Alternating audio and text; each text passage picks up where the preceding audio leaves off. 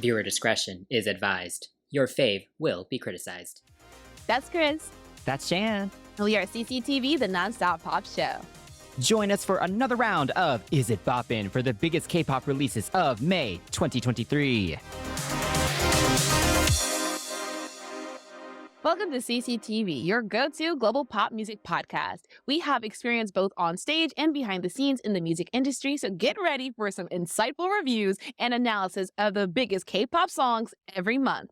Become part of our fantastic crew, including Lisette, Lily, Emily, Kevin, and Juliet by joining us on Patreon at patreon.com/cctvpops. And you can subscribe now so we can explore the world of pop music together. And a massive thank you to our Patreon crew for voting for their favorites. And of course, thanks to all of you who follow us on socials as well, because you have voted for the remaining slots.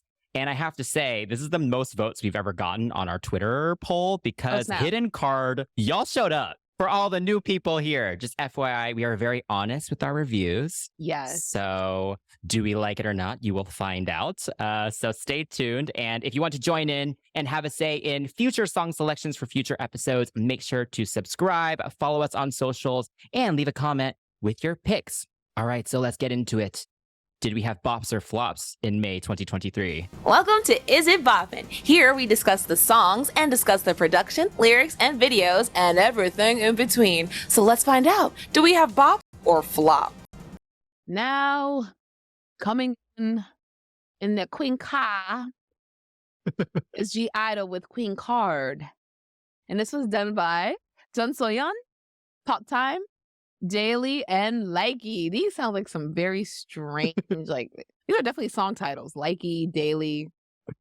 You know what? So many names have been taken now that so much time has passed that people got to be creative with their stage names, you know? ICKY, I-DLE ain't it. It ain't it, but sure. I guess they got to it first. Okay. All right. Queencard. I think the first time I heard it, I think I heard it with you the first time, actually. Oh, yeah. And my initial thought was, of course, this is just Tomboy Part 2. Like the chorus, you can literally sing Tomboy's chorus over this chorus. But as I listened to it more, I was like, okay, at least the rest of the song actually is pretty different from it. And a lot of the sonic choices and stuff are very different. It's just structurally, I guess Soyeon just kind of has her way of writing choruses and stuff. And so she kind of just sticks to the formula that she has.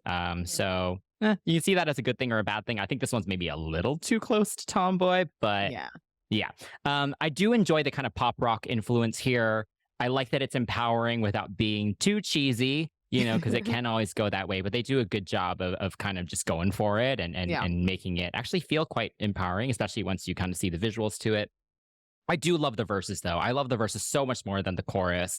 I like how the first part of it is quite delicate and almost whispered. Then the pre-chorus is actually a bit brighter and with like the snaps and stuff. And there's little sparkles and stuff to kind of transition the different sections. So yeah, I really enjoy kind of everything more than the chorus itself. I think as I watched them perform and stuff, it kind of grew on me. But I think the pronunciation of Queencard does annoy me. Man, it's stylized in Hangul as Queencard. So it's not like wrong and it's not right either, but it's just not what my brain wants to accept. Yeah, I mean, also a Queencard isn't a thing. So like, is it? You know what? I think it's one of those, because she's kind of trendy, right? Because she mentioned like TikTok and the other song with Tomboy and some other things. And she mentioned some celebrities here. I think like face card, like the face card never declines. I think the Queencard is that. It's like, my Queencard never declines. I'm always going to be a queen. I'm trying that, or maybe the queen's value in card games, but I think it's the first, not the latter. I see. I will say in the second verse, when they do shout out the celebrities, I thought they were shouting out Rihanna, but it's actually Ariana, which is fine. They're both great, but I kind of wish it was Rihanna. Oh my, like Rihanna. Oh my God, yeah. Oh my God, yeah. Or Rihanna. Sorry, Rihanna. Yeah. Rihanna. No, you're so. But yeah, you know what? At the end of the day, this song's fun. It's in line with all of I-DLE's more recent stuff. It's nothing groundbreaking, but you know, it's something fun for the fans, and you know, it'll keep the fans they already have, I guess. Oh yeah, Neverland. You know, I gotta give I-DLE their flowers because they are definitely a group that switches up their concept while still maintaining their sound. Now, previous artists we talked about now has been like, oh, it sounds too samey, or it doesn't sound anything like them. With this group, you're always going to get that. And also, they'll always give you a title that'll make you say, huh? Like nude, tomboy, hua. Like, just to name a few. Like, even their first single, la ta ta. What the heck is a la ta ta ta? You know? So things like that, complete, like, no one's going to have the title Queencard. So congrats to that one. And I agree with your sentiments for sure. I'm like, in terms of it sounding like tomboy, because I'm not sure when she made the songs, but I know me, like if I write a song, like there's 2 songs on my album I think sound kind of like sonically similar. I'm not gonna say which ones, but I'm like, dang, this structure is definitely the same. But I wrote them pretty close in like timeline, and I think maybe she wrote them and it was like, bam, this is what I have. But because it did sound so sonically similar, instead of pulling like an Anti-Fragile / Unforgiven, it was let's release nude. And I will say, I'm glad we actually got a chorus with words instead of just her saying, yes, I'm nude. Dun, dun, dun, dun, dun, tomboy. Ah. Literally, it's always just say the word, then the music plays. That's definitely her style, I've always noticed. And I'm like, she's so talented. I'm just like, girl, chorus, word, instrumentation, chorus, word. And I hate that. It's so lazy sometimes. Nude, it worked. I've come over to that conclusion. I actually liked it. And I like that the song doesn't take itself so seriously like Nude does. Queencard is the younger sister who grew up listening to, you know, Tomboy and Nude Onni, and they were like, listen, be yourself. And they're like, I'm gonna be myself. Like, there's like the younger sister to those 2 songs. It's just more 2000s pop girl stuff, you know? Like, I think the lyrics are great. And the outro about the criteria for having, like, if you didn't know what a Queencard was, like, how does one get her card? It's quite simple, the criteria. It's thin or thick. Just have confidence.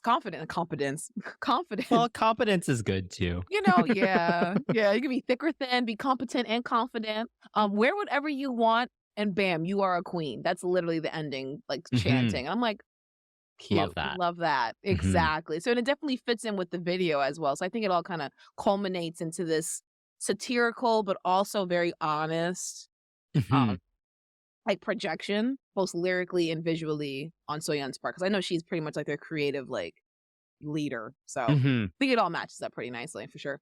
Yeah, I love that the music video is a continuation from the Allergy video. Yeah. Really, really cool, and it feels not forced, you know, which is awesome.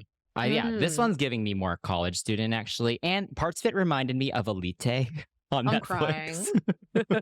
You know, they're students, but they never go to school. Like they're like go to by party. the pool, and then let's go to a party, and then there's like all this drama between all the members of the class, you know. So that's what that was giving me. But the acting was really, really cute. You know, they're not taking themselves too seriously here, which I appreciate. And I loved the way that they incorporated the background dancers as well. And there's a lot of diversity there, and it didn't feel too forced. You know, sometimes the diversity feels really forced, but this one actually, they could be like at an international school. So it totally works. And I loved especially all the nurses dancing in the plastic surgery center. I thought that scene was really, really well done. And I think the whole message is just really great. You know, you've been saying like, you are enough the way you are. And, you know, them so explicitly mentioning plastic surgery, you know, and all this stuff in this age where so many people feel forced to, or not forced, but they feel like they need to do that, you know, to kind of keep up with standards right now. I really appreciate such a huge group being very open about all of this. Oh yeah, totally. But yeah, I think that's really fun. In terms of having the random foreigners, this video reminded me so much of White Chicks. It's so fun, like the dancing scenes when they were dancing and doing those silly moves, and like it just felt like that scene in the club when they're sitting there doing the sprinkler and stuff like that. I do notice like they were like frenemies kind of things. Like there's like little stories in between each of the girls' parts. Like I think Minnie and Neon are frenemies because Minnie comes in with this hot guy and she's like, hi, sweet. You know, it was giving just like frenemy.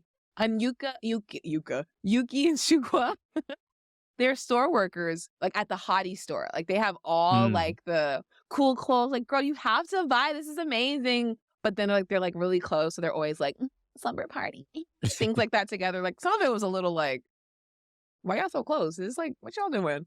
Not my business, but it was given. It was a little baby. But yeah, this whole video is like a satire. It just reminded me of Stupid Girls by Pink, for sure. Oh, like yeah. Oh, yeah. Yeah. There's a lot Good of just fun reference. things. Thank you. A lot of fun things that came up in this video. And I was like, oh, this is fun. But also, I don't have to change myself. I'm fine the way I is. That's what I felt like, yeah, at the end of that song. So what'd you think of the choreography? It just reminds me of like second gen choreo, like really simple, really easy. Like this elbow thing. It's okay. Nothing I can remember offhand right now, except maybe like the Queencard, the dislocation of their hips when they do it. Yeah. And then the chicken dance. I don't care for that too much. I feel like that's the real point dance, right? I'm a queen. I'm a chicken. Yeah. It's just It's okay. It's okay. For me, it's just Shuha always gets my attention because she always hits it so awkwardly. She's a queen. I'm not coming for her. She's a queen, but she does it a little awkward. She kind of does it like almost too hard sometimes. But that's part of her charm. I actually enjoyed the choreography kind of for what it was. I've kind of been watching a lot of Girls Aloud stuff recently, though, so I don't know if maybe that kind of comes into it, because I feel like, I think we've said a lot, K-pop choreography has gotten so complicated, so it was kind of refreshing to see something that was just fun and super simple. And kind of not anyone, but like, even if you're not the greatest dancer, you can learn this and actually look pretty good doing it. And they look like they're having so much fun performing this. So I think that made up for maybe kind of the more simple choreography for me, because their chemistry between the five of them, it is so genuine. I hope, at least it feels genuine. I think we said when we talked about Nude, their improvement as performers the past few years has just been insane to watch. Like, I need to go back and watch some of the old ones because it's insane. Like, obviously Soyeon and Minnie, they were super, super strong since the start, but the other three have really pulled up. Like, the confidence is so good. They're giving facials, literally, even if they're in the back, they're still giving it. Which matters. And it totally matters. Yeah. And like I said, they're just having a lot of fun with it. So yeah, I really enjoyed watching them perform it. So yeah. Side note, I was watching some old performances, thinking about like, why? I'm like, why did I not notice? Because Soojin was sucking up all the that girl was suck. That girl was sucking it up. She was eating it up because she was eating. She was eating, serving. She was. She would have ate this crap up. Leave a comment below if you think this is Soojin's whole, like, this is her aesthetic. Like, she would have, the whole take a photo, I would have been like, let me take all of them for you.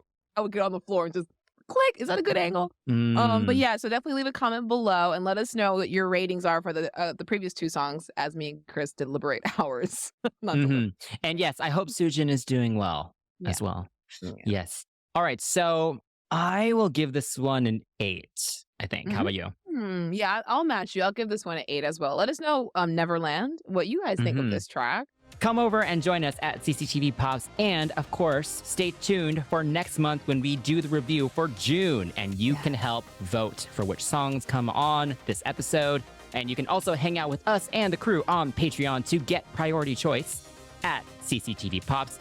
And we'll, like I mentioned, be posting polls as well for you to vote on everything. Don't forget to like, subscribe, and turn on notifications for our YouTube channel. And if you're enjoying the show on a podcast platform, please give us a follow, rating, and review. Until next time, that's Jan.